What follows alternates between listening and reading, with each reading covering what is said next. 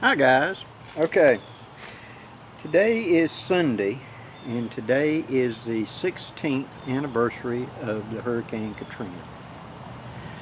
And as I'm shooting this on Friday, I'm not sure, but all the indications are that it's going to be another major hurricane, Ida, that's going to be hitting the same place this morning. And so I wanted to talk to you a minute about understanding the storm and how my northern friends and my friends out west and all in the northern climates, I want you to have a better understanding of this weather that we're facing here in the south.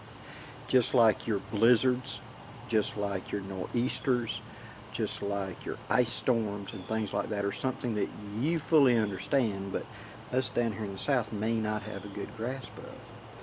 I want you to understand how this is the big national disaster that really affects us in the south. In the west, it's earthquakes, can just devastate region, or tidal wave coming in along the coast. Same thing in the east coast, could be a tidal wave could do it. Also hurricanes can hit the east coast, and then up north you have your nor'easters, which is sort of a cousin to the hurricane. And then out west you've got the blizzards and etc. So it's just a piece of weather I want you to understand, but it's a complex thing. And so I want to first give you a little background so you see why this is the thing we prepare for, why we have to evacuate, why we have to bug out, why we have to have such resources, why we have to harden our homes for this kind of event. Okay? So let's start out with my wonderful artwork here of this being coast of the United States. Rough translation, you will understand. This being Florida, Georgia, Alabama, Mississippi, Louisiana, Texas, Mexico, Cuba. The hurricane begins because of this. Our weather in the northern and southern hemisphere of Earth is on opposites. What does that mean? Well, June, July, and August in the United States is summer. June, July, and August in Australia is winter. We don't think about that Christmas for us is in December and it's winter and everything's great, but you know, we think of snow and Santa Claus and sleigh rides. In Australia it's the middle of summer when they have Christmas. So it's a mindset change. Well, the two halves is the cold and the warm on the other end. At the equator is the mixing point, and those two kind of fight a little. Plus you have steering currents in the ocean and air currents like rivers in the air. And so one of these, the one that we're related to, it comes across the top of Africa, across the Sahara deserts. And this gets to be a low, bone dry. And then it comes off the coast of Africa and it kind of runs along that boundary, you know, along the equator. And then it comes into our neck of the woods. Now, why is it bone dry? Because it's coming across Africa. It's lost all of its moisture long ago. You know, it's one of those eddies, like a whirlpool rolling along the equator. But then it gets in the Atlantic, and the bottom of the Atlantic is warm, but it gets warmer. See? And so it comes across the middle of the Atlantic, and then it gets below Cuba, and that's where we take up our storm. Because when it gets down here below Cuba, by then we're calling it either a tropical depression or a tropical storm. Okay? A depression simply means that the conditions are right. The barometric pressure in the middle are low enough. That means there's enough suction that it's pulled down the barometric pressure. It's deflated the tire. And the pressure is to the outside enough that we recognize it. Okay? And as it comes into these warmer waters, it starts picking up moisture. Well, these form thunderstorms initially. And these thunderstorms get to dancing around each other, around a center axis. Sometimes it's up on one side, all of it, and here you'll see here's the center, and all the rain's up here on the right. Why? Because it ain't got there yet. It starts forming, and then it kind of gets drug. And whenever these storms get drug all the way back around, and it's making a 360, that's when we're going to start calling it a tropical storm. Now the whole thing is a storm. It ain't just a group of storms. It's a storm. And as it goes further out, it will gain more power. Now, Cuba, Dominican Republic, all of these islands down in here, they're a big help to us. And if it wasn't for them, we'd probably have Category 5s hitting the United States and Mexico yearly. I mean, just guaranteed, couple of years. Because those are made up of high mountains. It's a seamount is what it is. What is a mountain in the ocean? An island. You know, it's higher than the surface. And therefore, that surface of that storm hits those mountains and kind of tears it up. We'll get more on that in a minute. But it tears it up. And then, if it survives, and it comes through that, and it's still got its circulation, then it strengthens back up. And then it comes into the Gulf. Now the Gulf is kind of unique because the current, I won't give you the whole spiel on the current, but just understand that the current comes in and it runs around this way and then back out. So that circulating current is coming up warm water from the Caribbean, from the equator. And the Gulf is relatively shallow. Yes, there's some several thousand foot deep areas, but I heard at one time the average depth of the Gulf is like less than 25 feet if you add all of it up. So yeah, I mean, it's warm, shallow water, so it pumps that power into it. So now this storm is at ground level, at surface of the water level, and it's sucking up this evaporative moisture because of the time of the year that these form. The sun's beating down, it's getting direct sunlight, the water temperature's gone up. And here for this storm Ida, the temperature in the Gulf is in the 80s, 84, 86. That's just 10 degrees below our body temperature. If you're in that water, it doesn't feel cool. Just barely cool. You're in it 5 minutes and you can't even tell you're, you know, it feels like you're in a shower. It's so warm. And that evaporative is feeding this storm. Now, due to it rolling like it did, the rotation is counterclockwise, which means that it's always rotating in this direction. And therein lies a problem when it hits land. We'll get to that in one moment. Now, when it comes out of this area and it starts coming up, whatever weather pattern is up here is what's going to steer it. So right now we've got a high pressure right here, so that's kind of pushing it off right now toward Texas and Louisiana. If that moved out of the way, it may curve this way. Okay? In a perfect world, if it comes into the Gulf, the steering currents of this current of the water, the winds and everything else is going to turn it. It's going to come back this way. That's the reason it rarely ever has a hurricane in this part of Florida, unless it comes across. Because if it comes in here, it's going to go up. It can't make that hook. It's super rare for it to make that hook. It is not that rare for it to come under Cuba and hook and go across the lower part of Florida. But it is very rare right here in this area of Florida to get a hurricane because of that. Because it can't make the turn. Okay. How much water, how big an area, how much conditions favor it makes a difference, because it's how big is the hurricane. And since everybody's already making comparisons, and I don't know what it is right now at the time you're seeing it. When Katrina came in, Katrina was a storm, and they said it was probably going to be a Category 1 or 2. And then it blew up in like 8 hours to a Cat 5. And then it slowed back down to a Cat 4, or maybe a Cat 3. But its size, we're talking about Katrina was 1,000 miles across that storm. 1,000 miles. Now I want you to picture this where you're at right now. I want you to imagine wherever you are, name a city 500 miles that way and 500 miles that way. You'd be standing in the middle of the storm.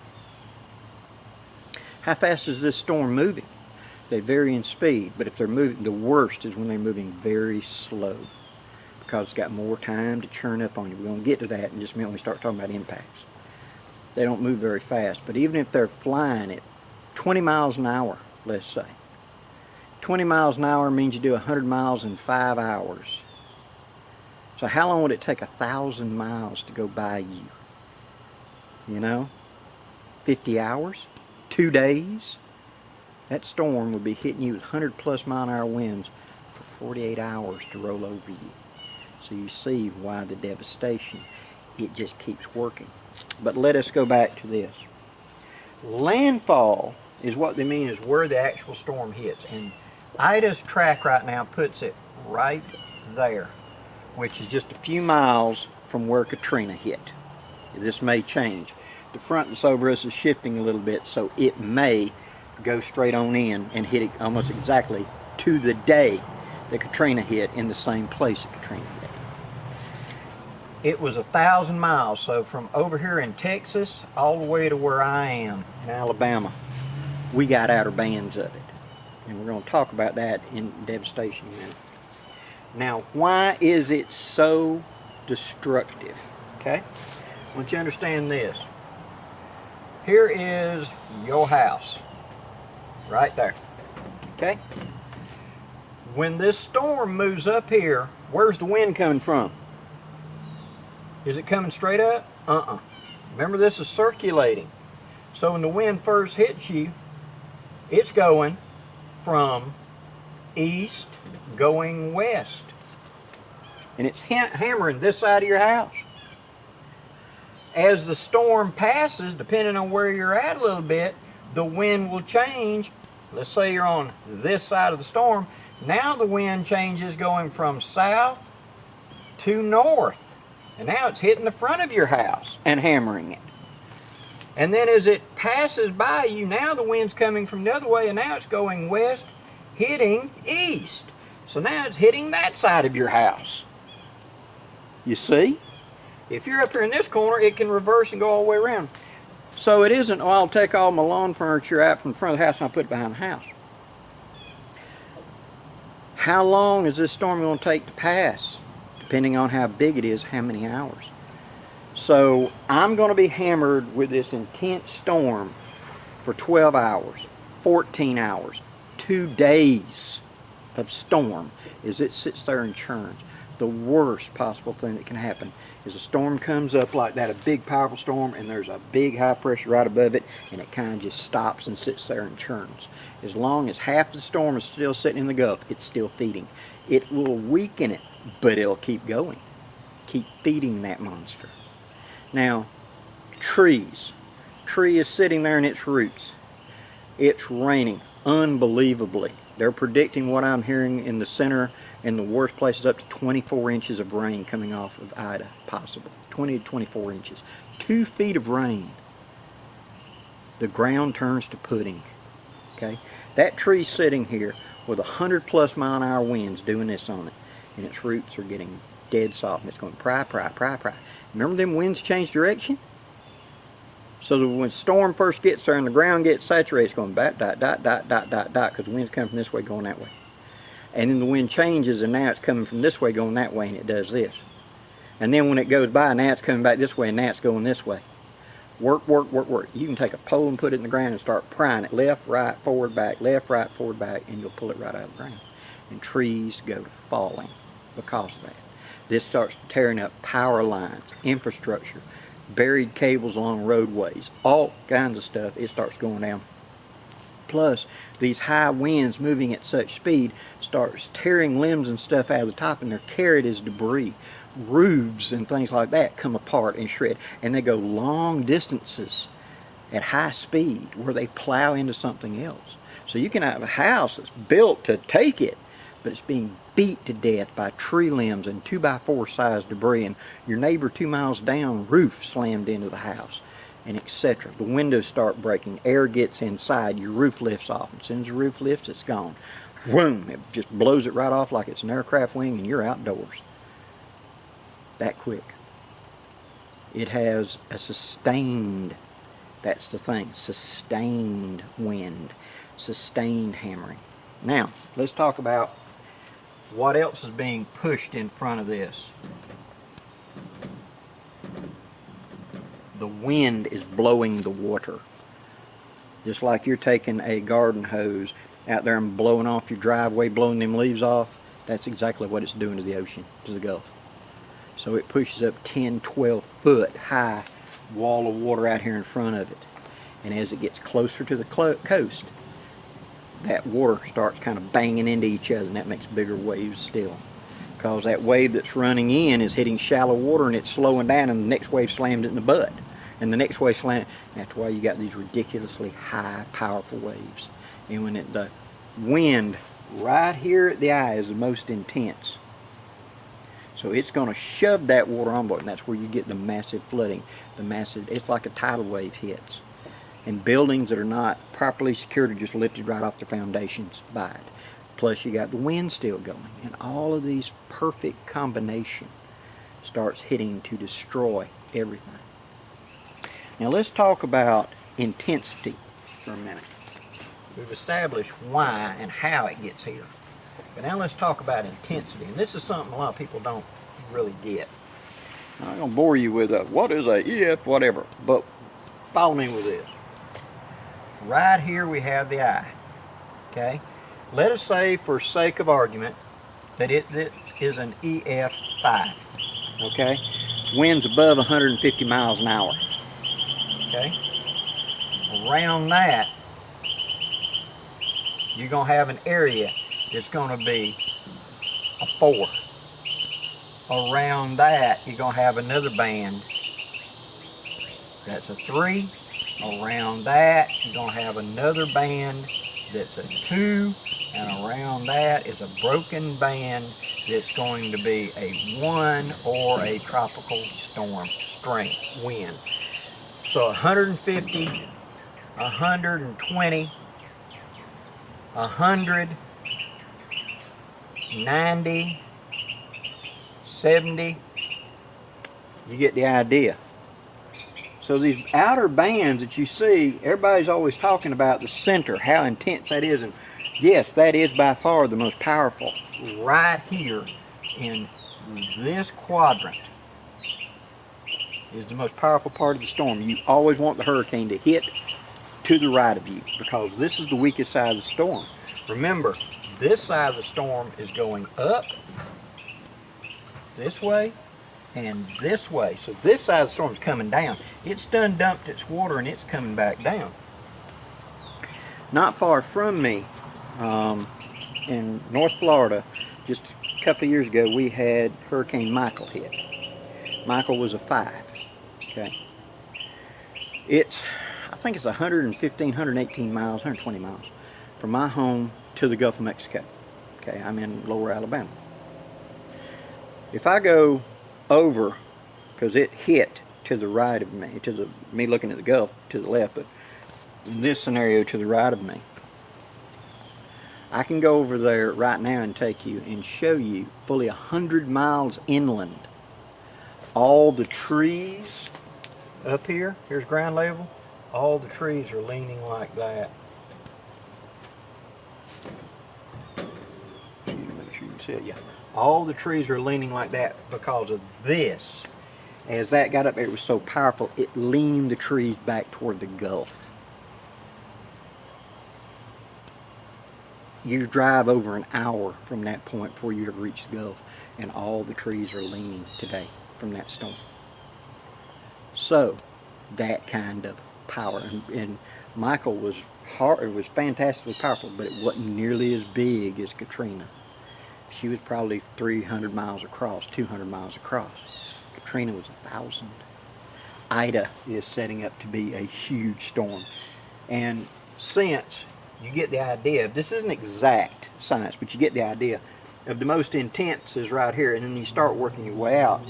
People forget about that. So they say, well, I'm over here, you know, and it's going to miss me and it's going to go there. So you're going to get category 1 and category 2 is going to hit you. When Katrina hit, I got cat 1 and cat 2 at my house. And I'm 6 or 7 hours driving to get to New Orleans. And yet I was getting cat 1, cat 2 storm here. So that's what devastates our south.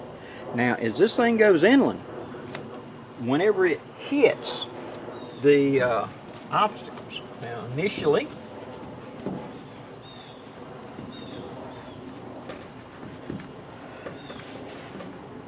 out here in the ocean, the storm is at water level, okay? So we're just going to represent that's the storm, okay? As it comes to the shore and you get your first buildings, and then trees, forest, ground elevation, etc. keep going up. Where I live is 327 foot elevation, which means if you, relatively, I'm 327 feet straight up above water level at the shoreline right now because of elevation. So as this storm hits, it hits this stuff in the bottom of trees, houses, roads, whatever, and that breaks up the smooth flow of that wind. It becomes turbulent. And as it does, this bottom part becomes chaotic. This top is still spinning nice and friendly. It's still doing its bit. But as it gets up here, this part goes away. And then this part, you see, once we get about halfway up that storm, forget it. It falls apart and it drops down in power very rapidly. The winds go away because they can't spin. They want to spin at water level. And so it slows them up, tears it up, shears it, and the storms stop being as organized and it starts falling apart. And when it does, you end up with it going from a Cat 5 to a Cat 4 to a Cat 3 to a Cat 2, and it's a tropical storm. See, the amount of water that thing is pulling with it. We're talking all the way from the middle of Alabama to the edge of Texas is going to get 18 inches, 3 inches, 5 inches, 24 inches. You're just taking a huge bucket the size of the Gulf of Mexico and dashing water. So even if you're not taken out by the actual storm and the actual winds that cause the trees to fall and the debris to fly and everything else, well, how about the flooding? Because this is dumping water so fast and so long. See, it's raining so hard for a day, 24 hours, 48 hours for Katrina to go by. It's just dumping water. And so all your low areas get full of water. All your creeks get out of their banks. All your rivers, all your lakes fill up. The ground is saturated, so it's holding water like a sponge, and now the water just runs across the top of it. And so now all the water is flowing off the high ground into the low ground, and that's filling up these areas that never flooded before. Now they're flooding. And then what happens to flooding? Remember, all them trees are coming down? Floods get, and that gets into the river, and that gets in the stream, and that's carried along, and it jams up at that bridge, and now the bridge is tore apart because all the tree limbs wedged up against that huge hydraulic pressure just broke the bridge out of the way and kept going. So now roads are down, bridges are down, roads are washed out, trees are falling in the roads everywhere.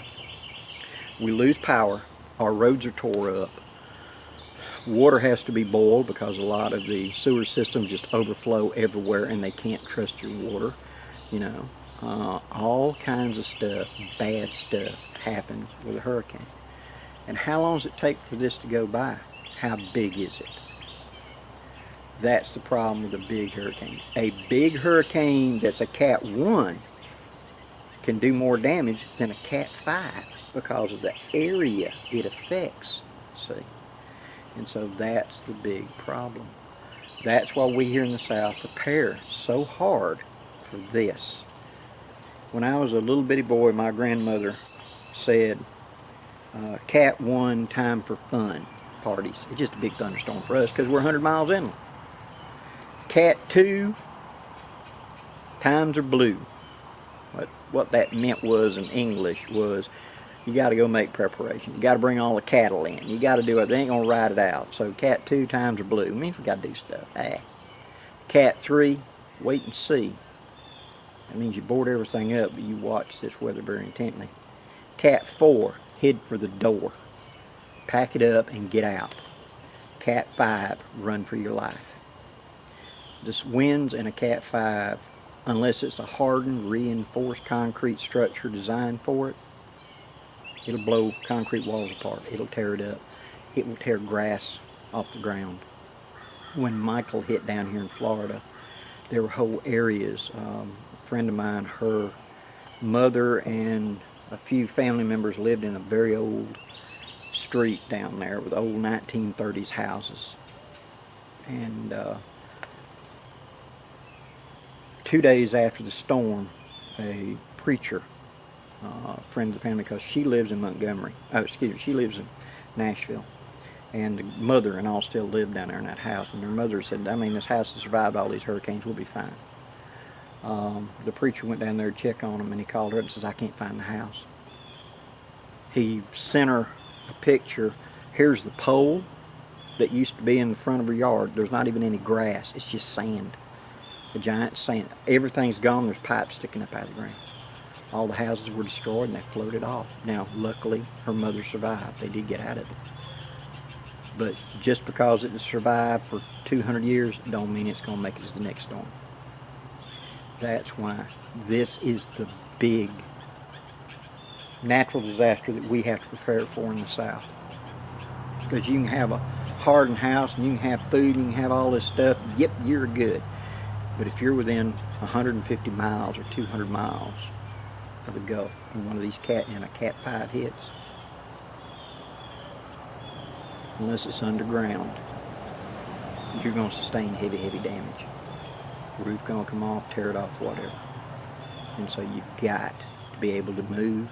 You've got to be prepared to move your pets and get your stuff and get out. And let me tell you, don't take any of the interstates or any of the main highways. They'll be clogged solid. Because everybody thinks, I'll get on the interstate, run 70 miles an hour. They get the first thing that clogs up and everybody sits there through the storm in their cars. Take the back roads. I don't care if you have to run 25 miles an hour. Get on the back roads and go. And just get out of its way.